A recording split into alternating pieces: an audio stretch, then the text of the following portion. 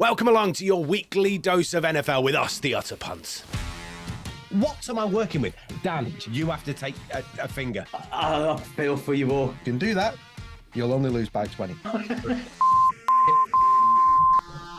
Into the postseason we go then, and who'd have predicted the Bills would win in Miami and the Titans would beat the Jags in the same week? Us, that's who. Crazy. Almost as nuts as the Eagles losing to the Giants. Mustn't laugh.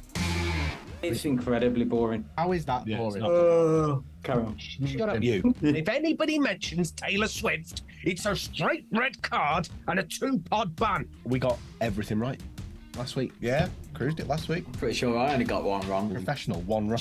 Unbelievable. I tell you what. It's Harry. Welcome along then to Utter Puntss in association with endzonekit.co.uk and Bierkeller. The playoffs get underway this weekend with the Super Wildcard weekend. And what a set of fixtures that's going to be. We'll preview the TV games with the Utter Puntss after we've introduced them. First up in Birmingham, it's our resident Viking. It's Big Dave Keane. Good day. I am Brummy, right? Yeah, not it's Australian. definitely not Australian. That Checking. a strange choice of greeting. Alongside me in Manchester, a man who's never been more a Buffalo fan in his entire life, despite actually being a Ravens fan. It's Dan Horton. Yeah, but the Bills paid for Christmas, so happy days, thank you. Yeah, it could be responsible for a trip to the States as well. We will wait and see. On the way, we'll chat about the playoffs, try and get a handle on the NFL coaching carousel, which goes round and round. And of course, we'll preview the games that are available on UK TV this week. This is Utter Puntss.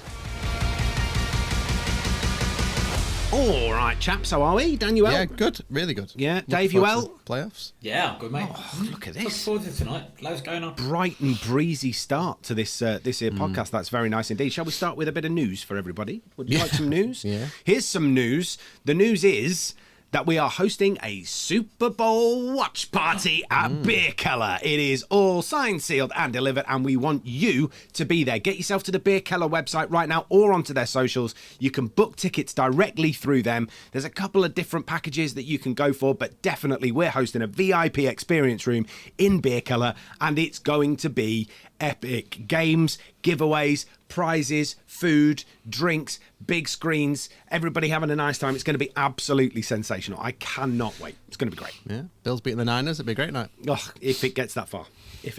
We will wait and see. Really looking forward to that. Shall we actually do the proper news now? I'll start, shall I? Bill Belichick has gone. See you later, Bill. So the old Bill. Belichicked out is what producer Andy came up with. Nice. 24 seasons, a record of 266 to 121. That is not a bad winning record. 9 AFC Championship games, appeared in the game 13 times. He was 6-3 in the Super Bowl, and the 9 appearances in the big game are a record for any head coach. An unbelievable tenure at the New England Patriots. But the writing was kind of on the wall, Dan, wasn't it? Yeah, it's been on. It was on the wall last year, I think, and through the preseason at the start of this year, it looked ominous. And then there was, we spoke about it. I mean, it's not really news to us because we kind of said what was happening 12 weeks ago when they lost in Germany, didn't they? To I can't remember who they lost to, but was it the Colts? It was, wasn't it? And the Patriots had spent a lot of money and a lot of time investing in being the German team, and they went over there and dropped an absolute egg. And I think Kraft was bored at that point, and the rumours I heard were that the decision was made there, and it's just been a sort of trying to land it. Belichick's almost got to the point where he's belligerently saying, "Well, sack me then," because and Kraft made the decision that he's going to move on from it.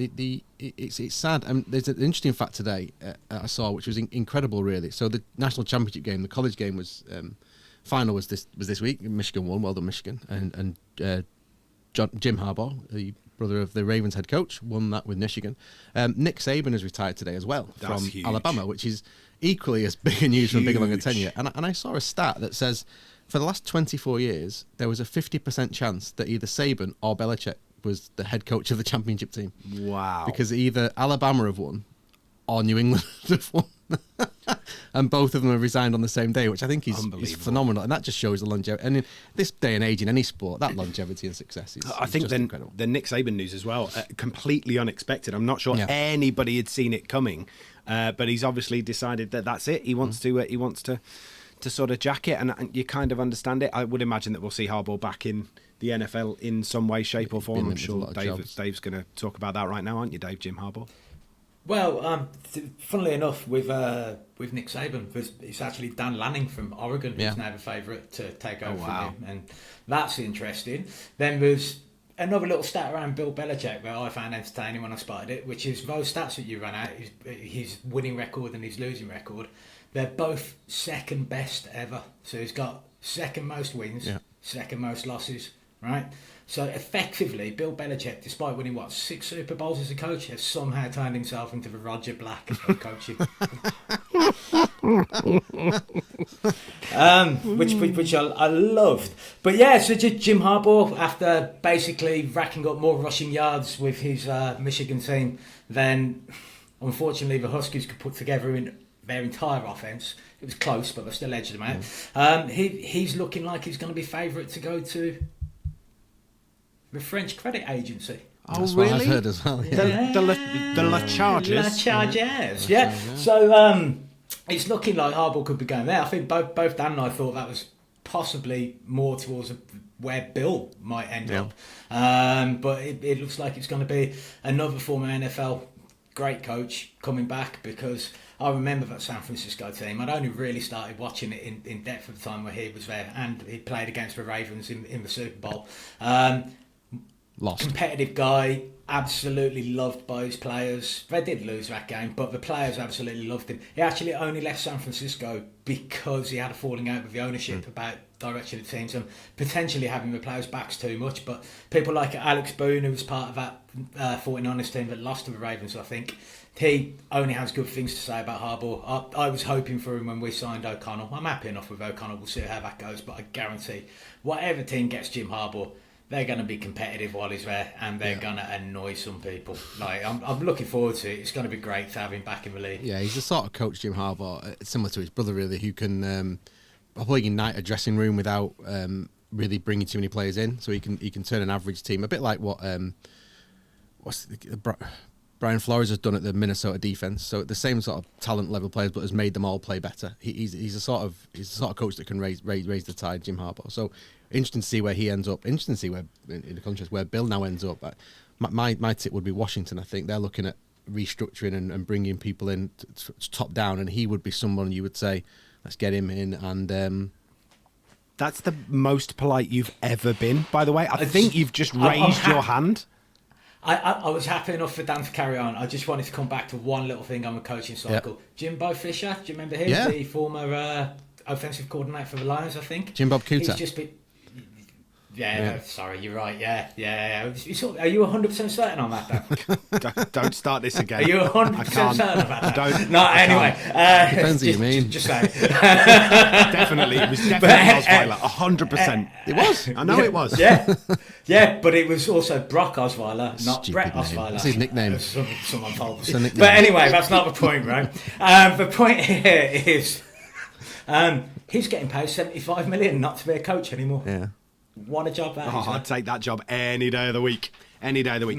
Do you think Jim Harbaugh has already got scouts out to steal some signs from various NFL organisations? Can we not go there? Is that Poor form. No? I wouldn't. It was nothing to do with him. No. That's what the American justice system No, look, I am fully aware of what the American justice system said. I was just peddling a stereotype is what I was doing. Anything else that we need to talk about? Bears?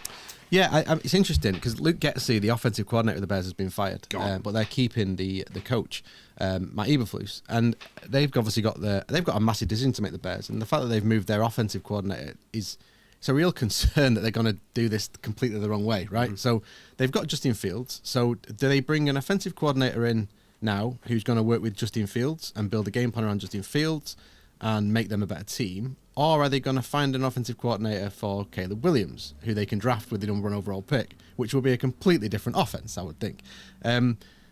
So either they know what they're doing with that draft pick and keeping Justin Fields or not, or they don't. And if you're an offensive coordinator, why would you go there when they don't know which quarterback they're going to be pairing you with? It's a silly thing. You'd either hold on or make the decision first and bring someone. You bring someone in. You must have the conversation. But it just these bad teams, they stay bad, and they stay bad for a reason. And it's decision making like this that's just they have got a treasure trove of picks, Bears, and if they don't make the most of it, it'll be a shocking shame. I agree. But you just can't help thinking that it's gonna go horribly wrong. Can I just clarify with you the name of the Bears quarterback? Justin Fields. Justin Fields. Yeah, not Jake Fromm. No. I'm just checking because essentially on 4 or 5 times that you mentioned the quarterback's name over the course of that, it sounded very much like you were calling him Justine. Well.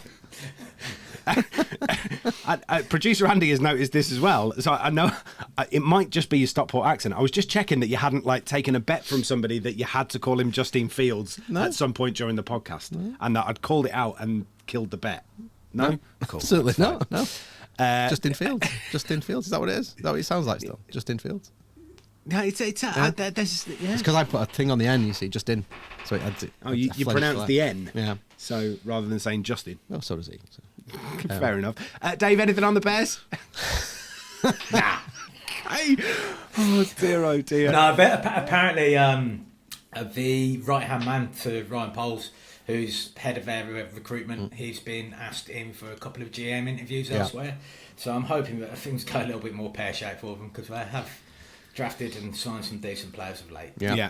Just to give you a full update of the coaches that have gone over the course of this season so far. Started out with Josh McDaniels and Frank Reich and Brandon Staley. They're all gone. Then Arthur Smith, Ron Rivera, Mike Vrabel, Pete Carroll, and now Bill Belichick as well. And that's just the head coaches. There has been a whole carousel of coordinators that have gone missing as well.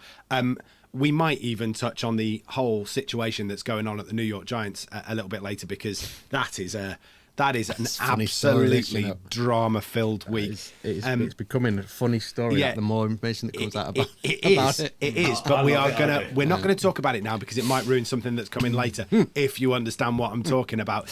In the meantime, before we move on to talk about our stock market game, it's bad news for somebody, and a fantasy game day. Let's hear from endzonekit.co.uk. They're absolutely brilliant. Here they are.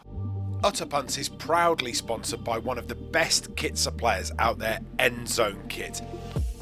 Endzone is a transatlantic company whose mission is to make finding kit a little bit easier and a little bit more affordable, so you can represent your favourite American sports teams. Whether you're looking for NFL, college football, baseball, hockey or basketball memorabilia, Endzone's got you covered. With sizes from newborn up to 3XL, anyone can find something at endzonekit.co.uk. And one of the things that we love is that they have a whole range of retro and pre-loved gear, so you can rock your vintage style while supporting your team. So why not head to endzonekit.co.uk and find yourself a bargain. And because you listen to Utter Puntss, you can have a 15% discount at checkout when you use the code PUNTS. endzonekit.co.uk, the place to go for your American sports kit. You'll find out what Dan's laughing about a little bit later on. In fact, we're going to carve out enough time in the Utter Puntss of the week, because we might need to have something of a conversation about that a little bit later. I'm not going to ruin that for you right now. Instead, I'm going to ruin somebody's. All right there, Dave. Yeah, my phone made a noise. Don't know why. Carry on. Okay, I will carry on. Thanks for paying so much attention to us. Put it down. That's a good start. I mean, Just getting things ready for later, mate, so you don't catch me on my hop. You were all having a little laugh, and I don't know what seen went this? Preparation done earlier by one of us. Beautiful. And this here, preparation done earlier by the other one of us. And you're still doing your prep now. You can do the prep, just mute the fucking phone. Yeah, no, that's fair. But to be fair, the phone is muted. Like I say, I was surprised. I think it was a website. I have evidence to say that it's not. Muted. Rewind the tape, ladies and gentlemen. We're going to send that to New York for a review. Let's do stock market game. I'm terrible, so I'm out of this. You were on no, I mean, pretty dreadful. So the stock market game, and I explain it every week, and I know it's getting a little bit boring, but essentially we've picked 4 teams, 1 to be worse than they were last season, 3 to be better. For every position better or worse than they were, you get a point. So, for example, the Bucks last season finished 14th. I said they were going to be worse than they were last season, and they were. They finished 19th, or they're currently 19th, which is a difference of 5. They can't be. They're in the playoffs. I went off the NFL's website. Yeah, It's lying. It's lying. The Bucks are in the playoff. They're the 4 seed in the NFC. Yeah, I know, but I can only go off what I know. It's because of record. It's set on record, not draft pick yet. It changes, so don't worry. Don't worry, it'll all change. I mean, after you're probably the still playoffs when last. I win. I know I'm Yeah, definitely definitely. close. No, still looking at the. Oh, it's because I've regular seasoned it. Yeah, man. That would be why. All right, well, I haven't got any other options at the minute. I'm still last, so it doesn't really matter. And based off the current metric, which is the only metric that we currently have, The Commanders is right.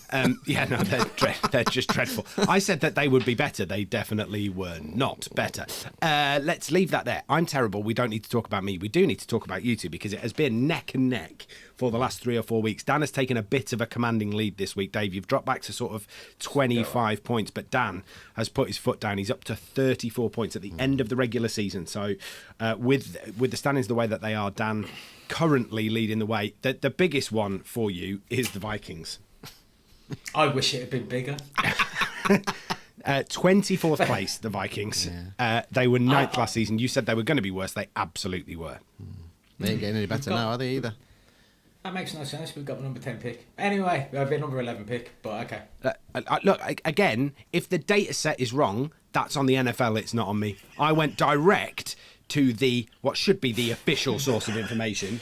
If the official source of information is incorrect, that's not my fault, is it? It's fair. We've finished 12 places worse. Whatever you've got there is wrong. That's fine. 15 places worse.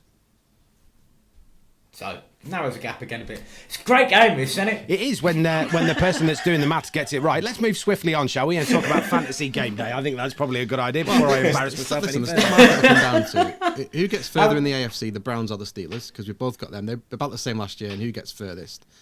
Because now it's a point of how far you get over your record, right? So if the Browns go further than the Steelers or they end up the same, then that'll be close. And if the Lions go further than anyone else, then they'll do it. But they're the only teams left in it now, really. I've just had a great idea. Eagles. Yeah, the Eagles could be much worse. I've had a great idea. Good. You're our resident statistician, right? Thanks. You've now got the job. You are dealing with the stock market game for the rest I mean, of the season. I'll definitely win. I'll definitely win. I'll just find no table that makes me win. Len, quick question, just because I want to ask. How did that prep go? How did that? Yeah, do you know what? My prep went really well. Watch this. Enjoy yourselves, boys. Host a podcast. Off you go. Right. Yeah. So, Andy. Yeah.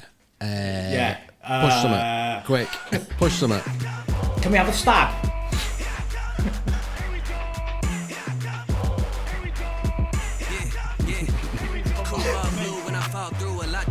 Oh, here he is. Come on. Hey! Come on. You're right. How did that go for you, boys? I was. It's good. Yeah. Yeah. Sound lovely. Looks great. Let's move on. Let's talk about Standard Fantasy level Game Day. football. Brilliant daily football app.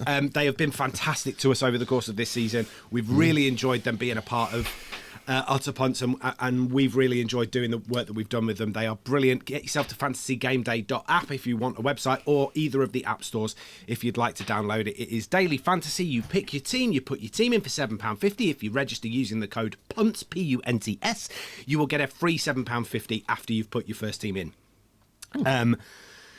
You've won prizes this season, and we try and pick somebody that might be useful. We'll try and give you some inside information as to what we think might go well for you in terms of player picks over the course of the coming game week. So that would be week 19 in the NFL. Dave, who have you got for us this week? So, a ridiculously cheap running back, so you can use him as a flex option if you want. But Kenny Gainwell, last year did rather well for the Eagles in the playoffs, and he's only 2,200 going into this set of fixtures, and they haven't really utilised him that much this season. So if they go back to their tactics from last year for the playoffs, then he's going to get a lot more of a ball. And yeah, I'm expecting him to be worth an awful lot more than the expected 6 points currently, which is why he's only 2,200. I think DeAndre Swift might be out as well. He's not been ill. He's been ill all week and not to practice. So, wow, game will get bigger play, bigger role. Great shout. Who are you going with? Yeah, I want CD Lamb. Now I know he's expensive, but put him in as your captain, and I'm going to tell you why. So CD Lamb, when they lost to the 49ers in Week 5, he apparently went and knocked on Fat Matt McCarthy's door and said, "You need to make me a number one wide receiver. I am good enough. Give me the ball." So weeks 1 to 5, he averaged 5 catches a game and 71 yards. So in weeks 1 to 5, 27 catches, 315 yards. Since then, weeks 16, 17, averaged 9 catches a game, so 108 catches, and averaged 116 yards per game, and has scored a touchdown, average of 1.2 touchdowns per game. Now, for a running back, scoring a touchdown every game is pretty good. For a wide receiver to do it is incredible, and I think CeeDee Lamb is going to light up these playoffs. So give me CeeDee Lamb, give me him every week he's playing, which will probably be until they don't play at home. Nice. So if you'd like to get involved with the Fantasy Game Day app, you can download the app from your app store right now. Don't forget, 18 plus only, and begambleaware.org. Right, okay, let's move on. I'm moving Coaching Corner up this week, chaps, because it's kind of going to make sense before we do the previews to do Coaching Corner. And the reason that I'm doing it is because what we're finding with the podcast is you're liking, you're sharing, and we're getting new listeners all of the time. So what we want to do is make sure that anybody that is new to the NFL, that maybe doesn't understand it completely, has a really clear picture about what's about to happen. The playoffs, the postseason, wildcard weekend, the conference championships, all of these things might be new to somebody that is sort of coming into the sport. And I just thought it might be quite nice for us to spend a couple of minutes explaining how the playoffs are structured, why they're structured the way that they're structured, and what happens on a week-by-week basis. So this weekend, for example, is the NFL decided, the Super Wildcard weekend. Can Dan, why don't you explain that one? Okay, so up to 4 years ago, it was Wildcard weekend. Yeah. Okay, because there was 6 teams from each conference in the playoffs. So 6 teams from the AFC, which is the 4 division winners, the 4 conference winners, and the 4 division winners in the AFC with seeds 1, 2, 3, and 4 based on their record. So if you won your division, you were definitely in as a 1, 2, 3, or 4. Yep. And the better your record, the more chance you had of being the 1 or the 2. And in those days, the 1 and the 2 both got a bye. Okay, so the top 2 teams in the AFC got a bye, and then the next 2 division winners with seed 3 and 4. And then you had basically the best runners up. Okay, so the teams in the AFC with the next best records. And it means that if there's some really bad divisions, but there's a really good division with 2 good teams, gives them an opportunity. Both teams get in the playoffs, right? So you used to go that. So it used to be Wildcard weekend because you would then play the highest seed plays the lowest seed, and they play at the highest seed's ground. So the advantage of having a better record in the regular season is that you play a game at home. Okay, so seed number 3 would play seed number 6 at 3, and 5 would play at 4. Yeah. That's how it would work out, and that would be both conferences, AFC, NFC, 4 games, Wildcard weekend. What the NFL did 4 years ago is they made it 7-team playoffs. Yep. Okay, so only now 1 team gets a bye, which is the 1 seed. This year, Ravens in the AFC, Niners in the NFC. They had the best record in the conference. As in such, they don't play this weekend. What happens this weekend is you now have basically 3 best runners up. So still the 4 division winners, and then the next 3 best runners up. In this case, in the AFC, you've got the Browns, the Steelers, and the Dolphins. So it's 6 ties, 12 teams play 12 teams this weekend. And it's the same structure. So 7 plays at 2. Yeah. So Steelers play at Bills. 6 plays 3. 6 plays at 3. 5 plays at 4. Yeah. And then as the playoffs move through, so that's why you got the 6 games this week. Yeah. Then next week the Ravens are waiting, and they're waiting for the worst ranked team. Okay. And they will play at Baltimore. So what's next weekend called, Dave? So that's the divisional round. So the divisional round comes next. So you've got Super Wildcard weekend, and then the divisional round. And as Dan has sort of started to explain, Dave, the divisional round is where the teams that have done very well over the course of the season start to be entered into the playoffs. Yeah.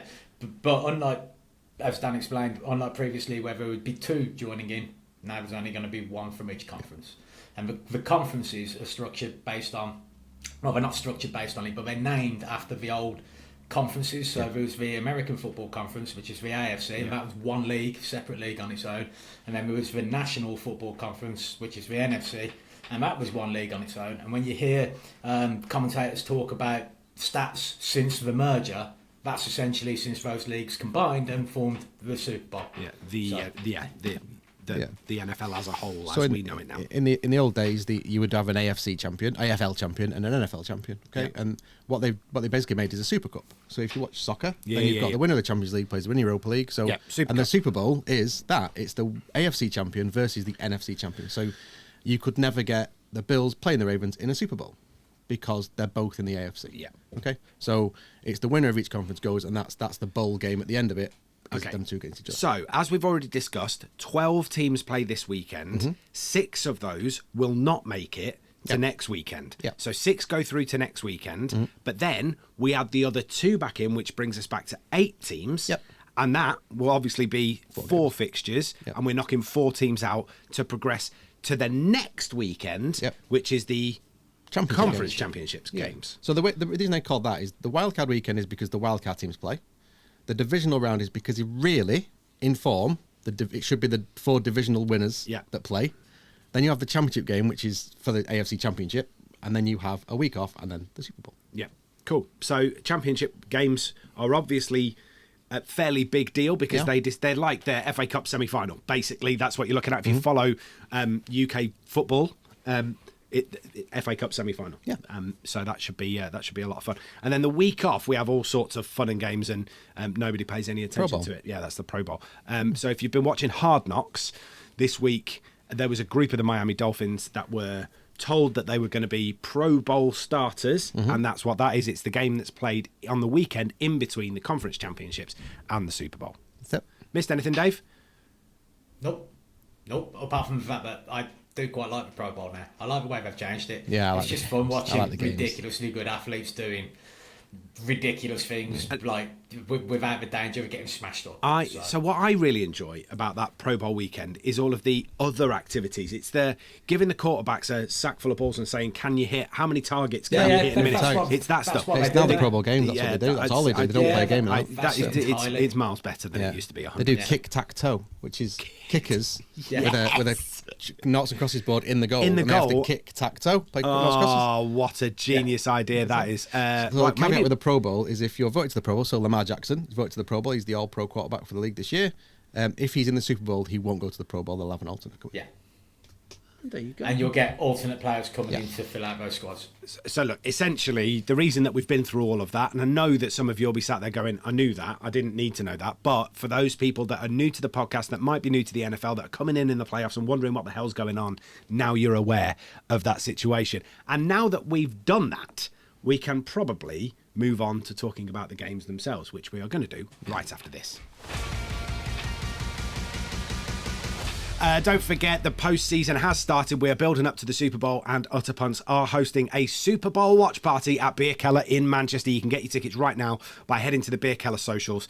Get yourself sorted. Get yourself a ticket. We're in the VIP room hosting that all night long. Should be an absolute riot, and we're really looking forward to it. Let's start off the preview, shall we, with Cleveland Browns at Houston Texans, Saturday night, 9:30 at NRG.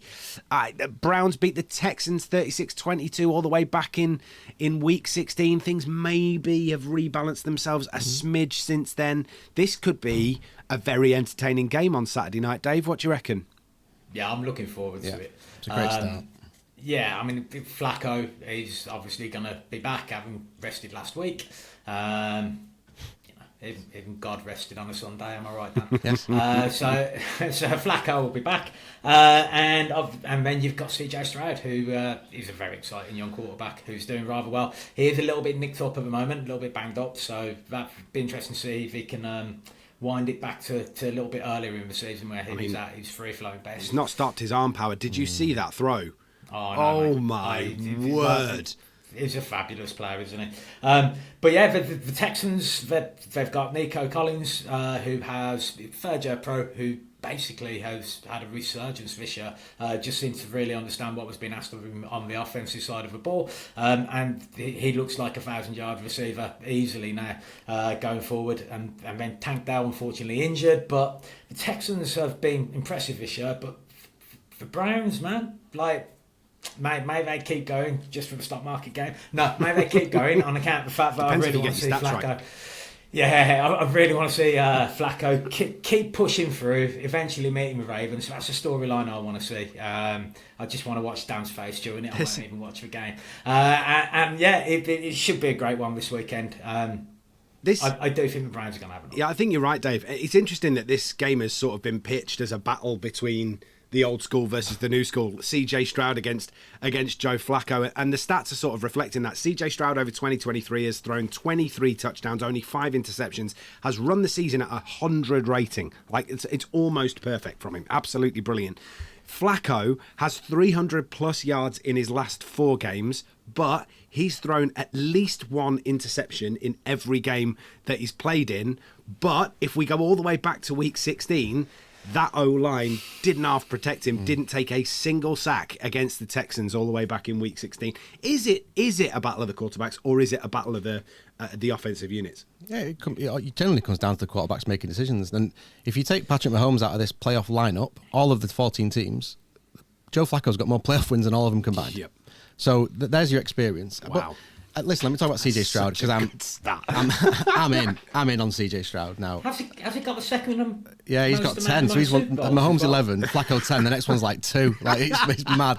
It's such an inexperienced quarterback playoff field. It really is. And the experienced players like Lamar haven't done well in the playoffs. Dak Prescott, terrible in the playoffs. Jalen Hurts, other than sort of a good run last year, not really done that much in the year before we were one and done, weren't they? So, but I love CJ Stroud. Last week I fancied the Colts to beat the Texans because in a playoff game on the road, I thought your rookie quarterback might just struggle, and the Colts went down the field and scored really easily. And then the first play, he bombs a 79-yard touchdown, unbelievable throw. And then the poise at the end of the game, and when they take the lead, and he's literally finding plays, and it's pitch and it's pitch and it's pitch and it's pitch. The control that he must have to not explode and do that, it really impressed me. I'm really impressed with Stroud. I'm really impressed with the Texans, to be honest. After about 2 minutes of that game, I was rooting for them against the Colts because they just looked like a team you want to cheer for. D'Amico Ryans, we said what a great hire he was at the start of last year, and my God, what a turnaround there. Coach of the year for me. Will Anderson playing really well. Derek Stingley playing well. Texans at home in a playoff game. Yeah, and I think the Browns' defense is mega. It's proper. It's better than the Ravens' defense. I know what the stats are saying, but this Browns' defense is uniquely mean. But Flacco will turn the ball over, and at some point, it's going to catch up with him. Whether it's this week or next, I don't know. But I fancy the Texans here at home. Dave, are you going for? I'm going to go with the Browns, but what I would say is whatever happens with him this season, if I get through, great. But CJ Stroud broke that S2 cognizance test. Yes, he won't be using it again, will they? No, they will not. Wow. You broke that, mate. Well done. Yeah. I don't know here. This is a really tight one for me. I really like CJ Stroud, but I really like Joe Flacco. And do you know what? I'm going to go with the Browns only because of that defense that has been so mean over the course of the season. I think Flacco's probably got enough behind that defense to get the job done. Mm-hmm. Next up is the glamour tie of this Super Wildcard weekend. It is the Miami Dolphins at the Kansas City Chiefs. Sunday morning, so overnight, Saturday into Sunday, at 1 o'clock in the morning at Arrowhead. Look, I feel slightly...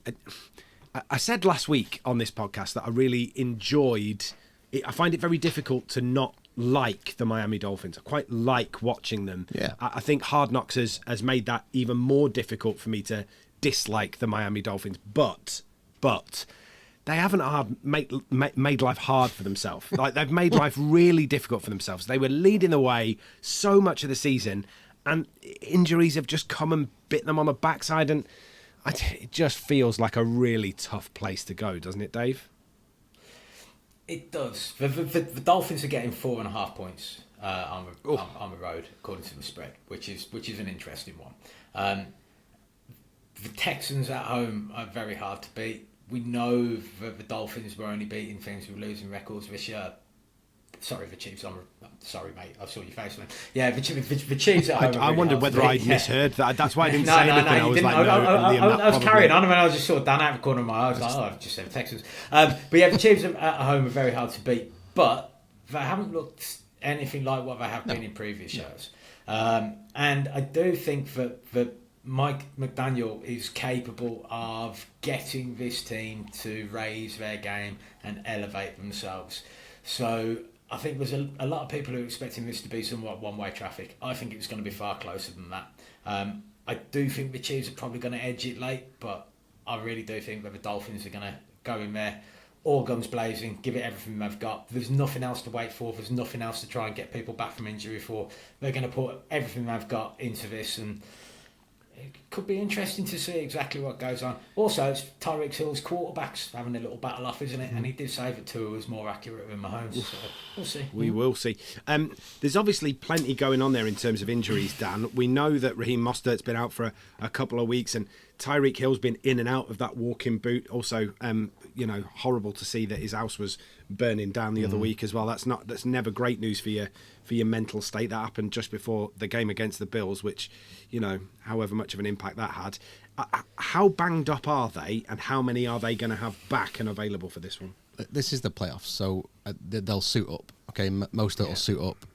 Hill will suit up, but they are not 100%. Eric Armstead on the left tackle isn't 100%. I don't think Tua is. And a big loss for them has been Jalen Waddle. I can't believe how much they've missed him as that number 2 receiver in the last 3 weeks. And I don't think he's, again, will probably suit up, but he's a great distraction for Tyreek because they open the field up so much. And the Dolphins, listen, they reckon this might be the coldest game in NFL history. Have you seen this? The weather is so bad. It's like minus 12, 20. I mean, it's literally horrendous. It's going to be crazy. And it's not a night for a Dolphin, is it? They used to warm at climbs for me. So it's that tells me low scoring. That tells me it's going to come down to very few points. I think Dave's right with that spread. I think it'll be close. But I think a low scoring game. But the best unit in this game, and you're talking about a brilliant, historic Miami Dolphins offense and a team led by Patrick Mahomes. And the best thing about this game is the Chiefs defense. By far, they're brilliant, this Chiefs defense. And this is the lowest seed the Chiefs have had for 6 years. So if they do win this, they will be on the road next week, which is it'll be the first road playoff game other than a Super Bowl that Mahomes has ever played. Wow. So they have had it easy the last few. Well, they've earned it because they've won the games, but it's going to be difficult for them. I think this is low scoring, but for me, I know the Chiefs aren't the Chiefs. I know what I mean. They haven't looked like they've not looked like team. the great Kansas City Chiefs team. But I knew what you mean. But I think this Dolphins team have just been so bad against good quarterbacks and so bad against good teams, and the Chiefs certainly are that still, because they've still won 11, 12 games. So give me the Chiefs at home, and Mahomes, I just think they'll find a way. Dave? So, do you recall, I'm pretty sure there was a playoff game between the Bills and the Chiefs when it was absolutely freezing as well. Yeah. And Tyreek Hill was just dancing over that surface. Yeah, that was the great game, So there's that going for them. Whilst it is cold for Dolphins, it's not something that Hill hasn't seen before. No. And so, we'll see. Like I say, I think it's going to be closer than people think. And it will be low scoring, so 4.5 points just seems like a big one. I think I've just looked at the weather forecast. For those of you that would like it in Fahrenheit, they're looking at temperatures of below 0 Fahrenheit. Minus 20 degrees Celsius. Minus 20 degrees Celsius. And snow and wind. So that was the next thing that I was going to say. At the moment, they're forecasting no precipitation. So no snow. It's just going to be biting cold, and only a 7 mile an hour wind as well. So it's not going to be blowing a gale. It's just going to be really cold. It's going to be, can you feel your fingertips? Can you feel your toes? How good are you with those fine motor controls? We go from indoor at NRG Stadium in Houston to outdoors in Kansas City. And that's the playoffs. And the Dolphins played at home in Miami last week, probably 20 degrees the other way around. 25 and now degrees, on the road in Kansas City. It's mad. Absolutely. Dave, who are you going for here? I'm going to go with the Chiefs. All right, I'm going heart over head. I'm going Dolphins. Yeah, good on you. You should make them your third team next year. You like them? I'm going to make them my second team. Actually, okay. I'm going to. Are you going to relegate the Giants down? I'm going to relegate the Bears down to third. Get out of that challenging division they're in. This has been a running joke all season long, but I actually know more about the Dolphins than I know about the Bears. So actually, if I'm going to have a second team, let's have a second team that I actually know something about. That would be really handy. Dan, you're going with. I'm going with the Chiefs. All right, cool. Mahomes in playoffs. Right, let's move on to number 3, shall we? Pittsburgh Steelers at Buffalo Bills. I mean, is this the most one-sided playoff game in this round? It potentially is. This is 6 o'clock on Sunday at Highmark, and I mean, yeah, Bills have won 5 in a row. They have basically done the opposite to what the Philadelphia Eagles have done, and boy, oh boy, have we killed the Philadelphia Eagles, by the way. At the same point, we gave life to the Bills in the same week, and they flip-flopped. We have definitely sort of got the paddles out. Clear! And we've revived the Bills, Come on. and we've put all of the extra electricity into shocking the Philadelphia Eagles into nothingness. This is a one-sided affair, isn't it, Dan? I think it's the most one-sided of the weekend for me. And if the Steelers are at full health, listen, they can. They listen. They're there. They're at the dance. They've won enough games, but they're not. They lost TJ Watt against the Ravens, and their record with TJ Watt since they drafted him is 69 and 36 and 2. Their record without TJ Watt 1 and 10. Record. 1 and 10. 1 and 10. Yeah, and listen, Buffalo can beat themselves. We've said this. That this game is as likely to be 6-3 as it is to be 47-0. Honestly, you don't know what you're going to get. But if any sort of Bills team turns up here, they take care of business. The Bills' offense is number 1 in the Yeah, NFL not for surprised. third down conversions. They've got the monster at quarterback. He is unbelievable. 29 touchdowns this season. Josh Allen, he's the fake Josh Allen, by the way. 29 touchdowns, 18 interceptions. Dave, he is lethal to have in your side.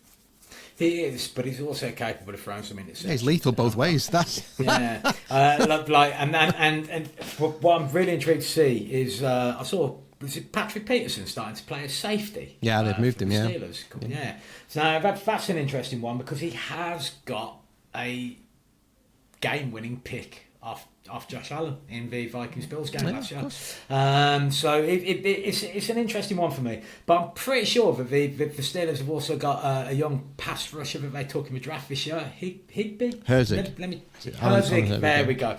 Yeah, Herzig, who is someone who has only been playing a bit part role, often coming in for Watt when Watt needed a break. Be interesting to see what he does because he's not someone who I think is lacking a good pass rush move, and he tends to struggle more against the run, if I remember rightly from the scouting report on him coming out of college. Yeah. So I'm intrigued to see what he can do in this game. It's just something to have a look at. And then there's also Marcus Golden as well, who's been playing as backup. I think he's still fit, and if he is, he'll probably get some time on there as well. The Steelers, I don't think should be underestimated. It's playoff football. I think they're playing for a coach that they absolutely love, and I think they'll also be playing for a player who they have lost. Their hero's fallen, but he could potentially be back if they can get through this game, and I think that gives them something to hang on to late. So I'm expecting it to be closer again than most people think, but I'm pretty sure that the Bills will come up triumphant. Stefan Diggs hasn't been utilised of late. No. They're going to have to start lighting him up. So we'll see. We spoke before about the last 3 seasons. The NFL brought in the 7th team. Okay, so there's been 6 of these Super Wildcard weekend games. Mm-hmm. Do you know the record of the 7 seeds? 0-6. Yeah, they've lost them all. Yeah. So well done. You got more teams in. It doesn't go well. It doesn't go well. Why would it? You're letting in someone who's proven themselves to be weaker than everyone else. Yeah. Right, are you going with Dave? I'm going with the Bills. All right, I'm going Bills too. Dan? Yep. Clean sweep Bills, fair enough. Right, we're going to get through to the other 2 games in just a second. First of all, just a couple of things to let you know about. If you'd like to follow us on the socials, just search for Utter Puntss on Utter Puntss Podcast on Instagram or TikTok or the other one. What's it called? The artist formerly known as Twitter. X, thank you, mate. Or on there as well. You can find us on any of those. Don't forget to share us with a friend as well. It makes a massive difference to this podcast. If you can recommend us to just a couple of your pals and they recommend us to a couple as well, all of a sudden we're being shared more widely around this beautiful NFL community, and it would be massively, massively appreciated. We will be back with the second part of the preview after this. Green Bay Packers at Dallas Cowboys at AT&T Stadium, 9:30 on Sunday night. Packers have won 3 in a row. Cowboys have got an 8-0 record at home. Packers got a losing record on the road. Micah Parsons, 14 sacks, 33 quarterback hits. Cowboys offense ranked first for points per game this season. Packers defense has allowed 100 rating to wide receivers. It's got all sorts going on in this one, and yet still it's at AT&T, and therefore the Cowboys are going to win. Yes, great summary. Okay, I completely agree. The Packers have done. I think the Packers have done well. And they've looked. I think their season's been a success now. Like Jordan Love's their quarterback. They've got a really good young crop of wide receivers. They've found some young talent. On their defense needs a rebuild. Their coach Joe Barry will be sacked as soon as they're out. So Monday. But so they've already won. You know, great coaching job from Matt LaFleur. But this is the Cowboys at home. It's going to take a special team to beat them there, and I don't think the Packers are that good. So for me, yeah. But there's rumours this week that Mike McCarthy, unless he only loses to the 49ers, that he's done. That in Dallas, that they'll be looking as well. So Really? well, they get this far and they'll smash Green Bay 54-0 right on Sunday, and then they'll go on the road next week and get beat, as they do every year. Yeah. They've struggled away from home, haven't they, Dave? They have struggled away from home. That's why it was important for them to win their division. I'm still astounded that they managed to pull that off. We said it was possible earlier this season, but I think we felt it was a long shot. We didn't really expect the Eagles to absolutely melt down. But what happened with? At one point I looked and the Giants 24-0. Yeah, that's amazing, right? And deserved to be as well. Like it wasn't a complete fluke. They were just dreadful. Yeah, it was weird. But anyway, I do love it when the Eagles are bad. But that's not the point here. We're talking about the Cowboys, right? The Cowboys are an interesting one. I've never been a particular fan of McCarthy, but he took over play calling again this year. And we can definitely say that he's been getting Dak to be effective again. I think this is the best Dak Prescott has played overall for, 4 years? And which is, definitely since McCarthy first came in anyway. So that's an interesting one. They somehow haven't really managed to get Pollard going as a standout runner, which is, I think, counted against them on the road. I think that is the key area where they've been struggling, is running the ball on the road, being able to dominate time in possession. Their defence is a really quick hitter. The Packers, I'm astounded made the off-season. Fair play to you. I'm glad you did. It means we get a slightly better draft pick than you guys. But what a wide receiver room they've got coming through there as well. So it's an interesting one. But I don't think that the Packers coaching will be winning this game for them. No. I think it's the kind of game where LaFleur has buckled under pressure in the past, and I think McCarthy, if they can get a lead, they're going to want to run up a lead, because it very much is a revenge game for Mike McCarthy. So be interested to see whether or not it does stay close. I don't anticipate it being particularly close. I think I'm with you boys, and I think it's a Dallas win. Yeah, Dallas win for me. Dan? Yeah. Okay, Dallas all the way. Let's move swiftly on, shall we? Pointless lingering on the one-sided one. Let's talk about the Rams at the Lions. Woo! Tasty old tie. This is the last one that's on telly for you.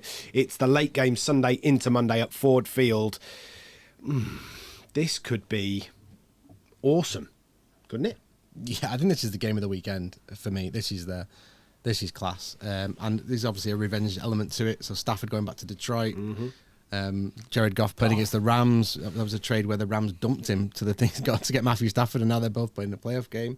It's really interesting. This Rams team is good. I like this Rams team. We've actually picked them quite a few times sneakily over the last few weeks, and they've not really let us down.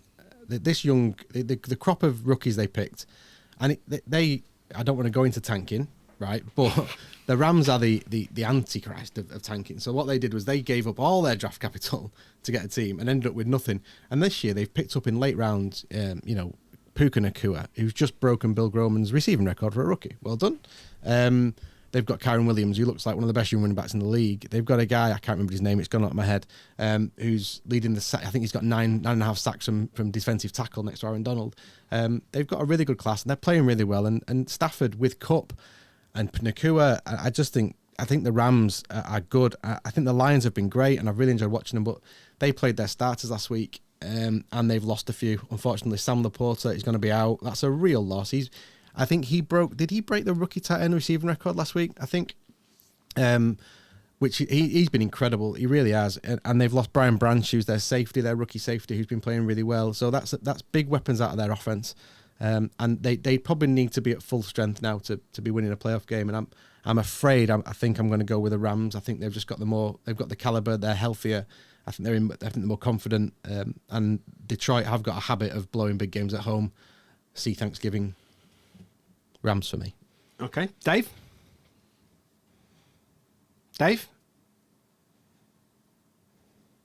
Mate, there were police sirens going. No, look, I heard the beginnings of them, and I appreciated the fact that you muted it. So I'm not going to berate you for forgetting to unmute, despite having been doing digital meetings for the last 3 years. That's fine. Was it Was it Kobe Turner or Bobby Brown? Colby Who's got that Turner. stat Yeah, record? Colby Turner. Thanks, Dave. Nice man. Yeah, I mean, I think it's going to be a great game. I think the Detroit Lions O-line is one of the best in the league. I'm intrigued to see how they cope under that kind of pressure coming in up the interior. The Rams run a 3-4 defence, which is similar to what the Lions face throughout their division. So they should be well drilled. If they can't get pressure on Goff, then we know he can pick a defence apart. But the fact that they've got such great interior pass rushers suggests to me they might be throwing in some bootlegs, some rollouts, some quick screens to try and take that pressure away. I think they should have too much for the Rams O-line, although I do quite like the way the Rams centre have been playing. But has he got injured recently as well, I think? Banged up, but I think the offensive line's healthy for the Rams. I think they'll play. Yeah. Which does give them an edge. Yeah, so but it's just, for me, the Detroit Lions fans, they've been hungry for success. I kept thinking that the Lions are going to line. I think it came close. I just think that the injuries to teams in their division prevented it from happening. And yeah, I think they're going to have enough to see off the Rams on this occasion. But I would say, what a great coaching performance from McVay. He's brought them back up into playoff contention, and regardless of what happens in this game, he's going to be coaching next year for them, apparently, which is in a better position to where they were this time last year, where no one knew what was happening with him. So, yeah, should be a great game. Cool. Who are you going with? I'll go with the Lions. Dan? I'm going with the Rams. I'll go Lions. For no reason other than I like Dan Campbell. Fine. Cool. They are the TV games for this week, which means that we're moving into bets. One more. We haven't got another TV game. We have. What channel's it on? Sky. It's the Philadelphia Eagles at the Tampa Bay Buccaneers on Monday Night Football. Not on the telly. Definitely is. I have. Well, in which case, I've been done again by the horse's mouth. Okay, so if we go and have a look at the Sky Sports NFL fixtures, right? Here we go. Checking the Sky website now. This one's on the telly. This one's on the telly. This one's on the telly. This one's on the telly. This one's on the telly. This one is not on the telly. Channel 5. According to Sky. Be on Channel 5 like the other Monday Night Football games. In which case, let's talk about the Tampa Bay Buccaneers against the Philadelphia Eagles. Hold on. Dan was tasked with making sure this never happened again. I put it Dan in the deserves punishment. group. Some kind of I put all forfeit, 6 man. games in the group. There's 6 games. Anyway, doesn't matter, does it? I mean, we don't Let's really just want to crack watch the on. Eagles in the Bucks anyway, do we? It's a terrible game. No, the Monday Night Footballs have been on the Channel 5, so the Channel 5 had coverage this year. Preview the game!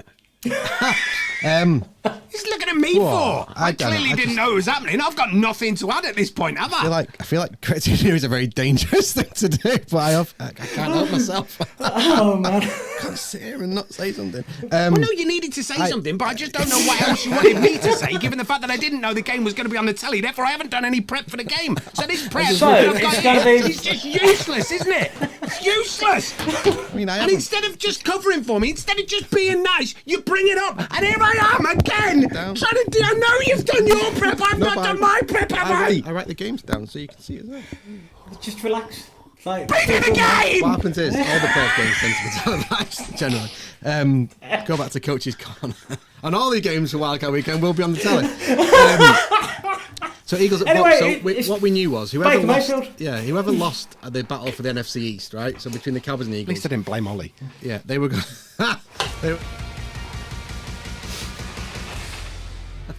I love you, man. Stabs. It's okay. Just put that down. It's fine. No, I need that. No, you don't. No, It's no, wrong. It lies to you. I need that. No, this lies doesn't to you. lie to me. This does it. It's not a weapon. I believe it's it's fine. crap in, crap out. Not That's mentioning the essentially what laptop. that is, yeah. Not mentioning the laptop. Right. So what we said was, listen. Whoever lost the battle for the NFC East didn't host a decent team. They got to go on the road to a really bad one. The winner of the NFC South. They were always going to host a game, and it turns out it's the Tampa Bay Buccaneers, who, funnily enough, are the only team in the NFC to have made the playoffs the last 4 years. Wow. It shows you how bad their division is. Yeah, 4 years. but I don't think they're very good. And the NFC South had an incredibly easy record this year. So I mean, somebody had to win it. The Bucs did, and they've been all right. Their offense is powerful enough, I think. And Mike Evans has played well, another 1,000-yard reception year for him. But they can't stop the run, the Bucs, and the Eagles can't stop anything. Water, I think they struggle to turn a tap off at the minute. So this is going to be really high scoring. I think this will be a lot of points in this game. I can't help thinking that this Eagles team, especially this defensive front, has got a game left in it. And if they can, they're big guys, this Philadelphia front. So Jalen Carter. And who's the one they drafted this year, Dave? Last year? Oh, Jaden Carter. I remember I also got the edge rusher, Smith.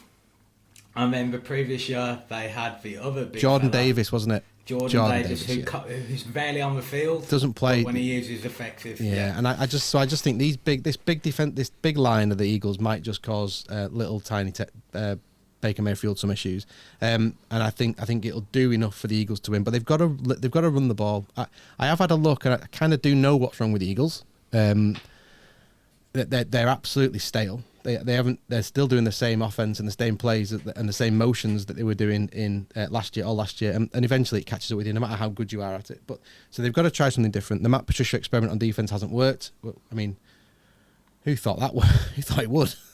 Everywhere he goes, he gets kicked out. But I think there's enough players on this Eagles team to go right.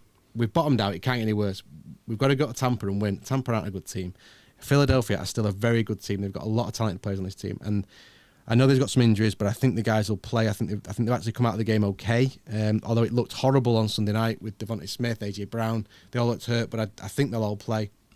And this Bucs secondary is pretty good. Antoine Winfield's been playing well, but they can't stop the run. And this is a game for this Eagles line, both lines, to take over a game. And if they do that, the Eagles will have too much. I think an average version of the Eagles beats a good version of the Bucs. So for me, Eagles, but God, it shouldn't be this close. Shouldn't be worried about this. I at this juncture have to apologise and say that young Ollie had sent me a full set of notes about the Eagles Buccaneers game, and what's even worse is that I'd put that full set of notes under LA Rams Detroit Lions and then completely not paid any attention. So, Eagles have lost 5 out of their last 6 coming into this one, Dave. The Bucs have won 5 out of their last 6 going into this one, Dave. This could be tight. I have a funny feeling that it won't be. So, do you remember when we cursed the Eagles with the Die Eagles Die episode, which, like, basically, okay, people who represented the Eagles, you may have won a free T-shirt or something at our event, but at least we've destroyed your team. Come on, right? Anyway, the Eagles are in free fall apart from the week we let them off. Not letting them off this week, so. Bucs all the way, love it. Now, but Kenny Gainwell, I mentioned him earlier. I do think he's going to have a bit of a game. It's particularly if Swift is injured. I expect the Eagles to try and get a lead and then run the ball to take over the game. I think who scores first is going to be key in this. There is a player that I always like watching who plays for the Bucs. Do you remember their centre, Jensen? Yeah. The guy who could like start a fight in a phone booth. Yeah, they got a new one, didn't they? Oh, mate. Yeah, they did. Cody Moore, she's a guard, but he's another big ginger brawler who loves it. He's even got missing teeth. It's just the opposite way around. He's a dude, man. And he absolutely gives it every week. I so wanted us to draft him and we didn't, and like I'm jealous of the Bucs have got him. So yeah, it's Baker Mayfield's opportunity really to show that he can be a franchise quarterback. I know Dan keeps giving him shit. I love Baker Mayfield. I think he got unfairly drummed out the Bears while he was injured. You love him, got man. me a picture. Yeah, I told you.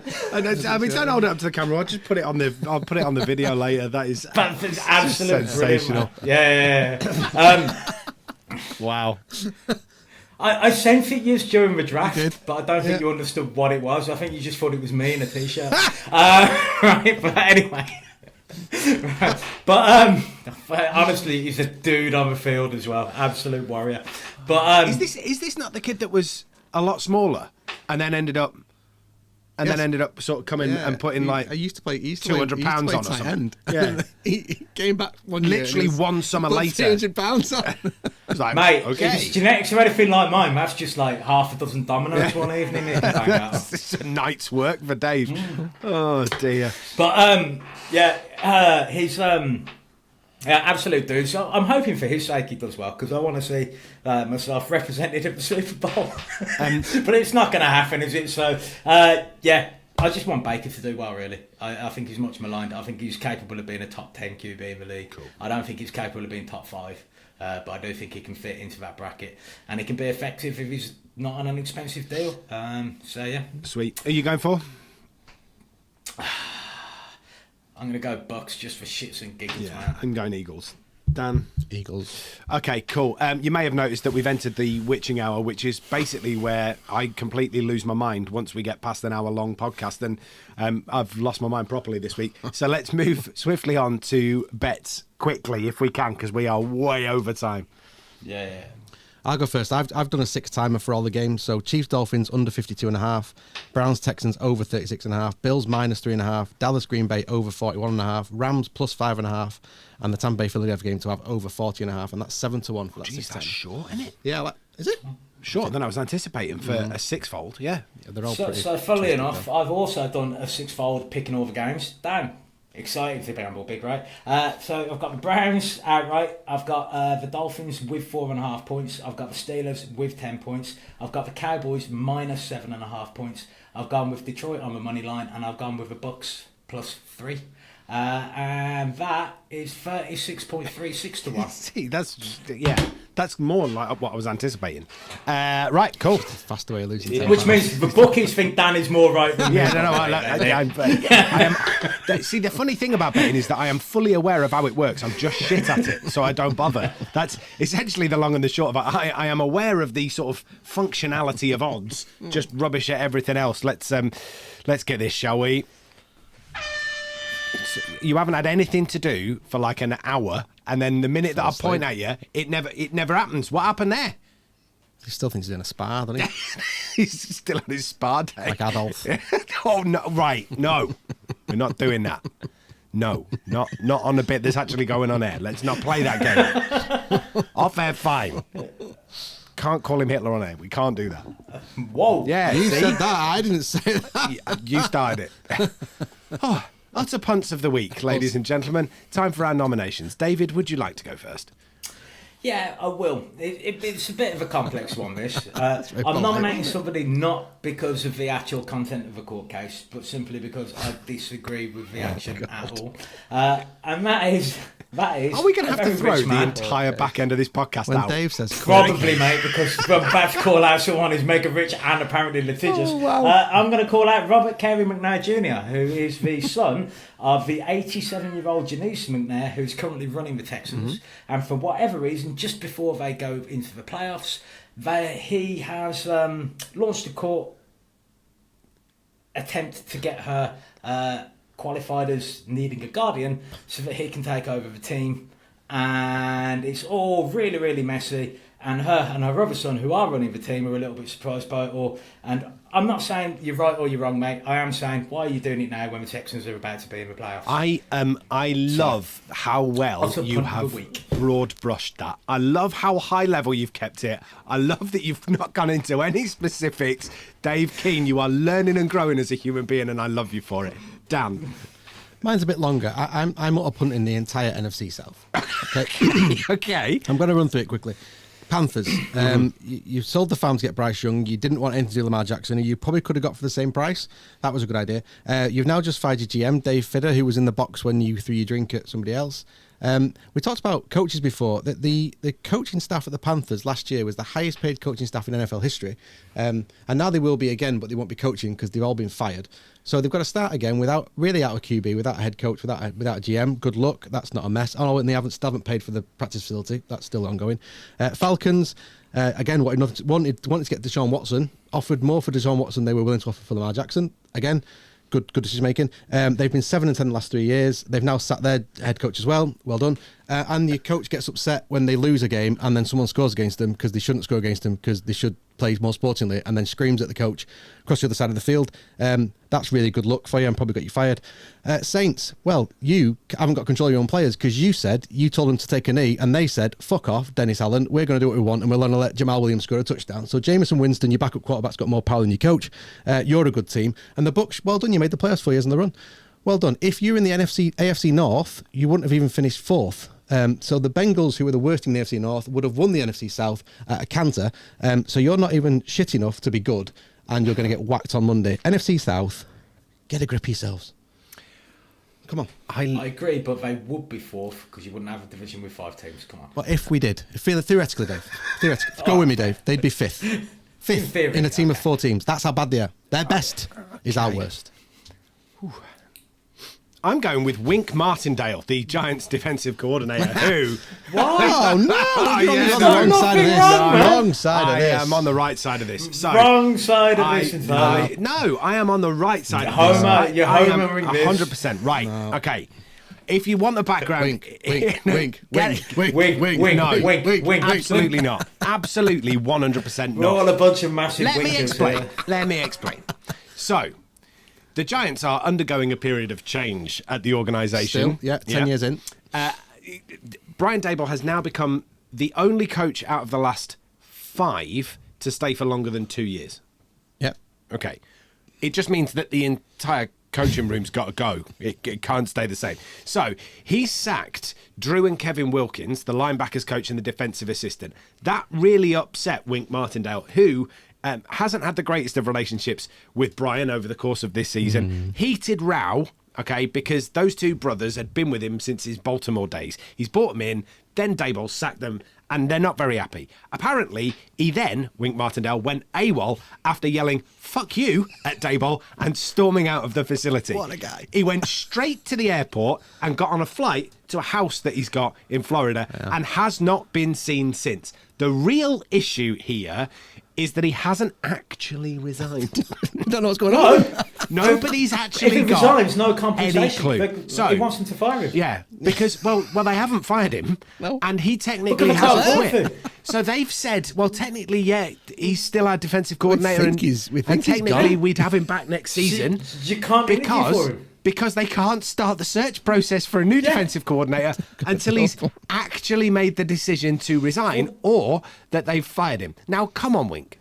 Come on. The ball shouldn't have been an arse. You don't like Brian Daboll. That's fine. He's the head coach. You don't like the fact that he fired your mate. But that's his prerogative. He's the head coach. You've thrown your toys out the pram and you've taken your ball home. That's But on why you. did he fire him? Just Why quit. did he fire him? Make everybody's life better. Why did he Utter Puntss fire for him? me.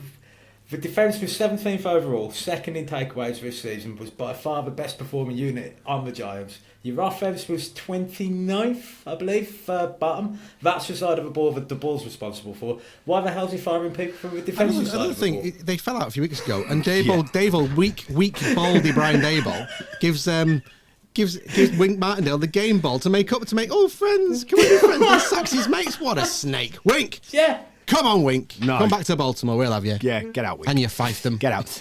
This has been Utter I Puntss. wish I nominated the ball, but still, Carey. Look, I love being controversial. This has been Utter Puntss, and it's been far too long. We'll see you next week.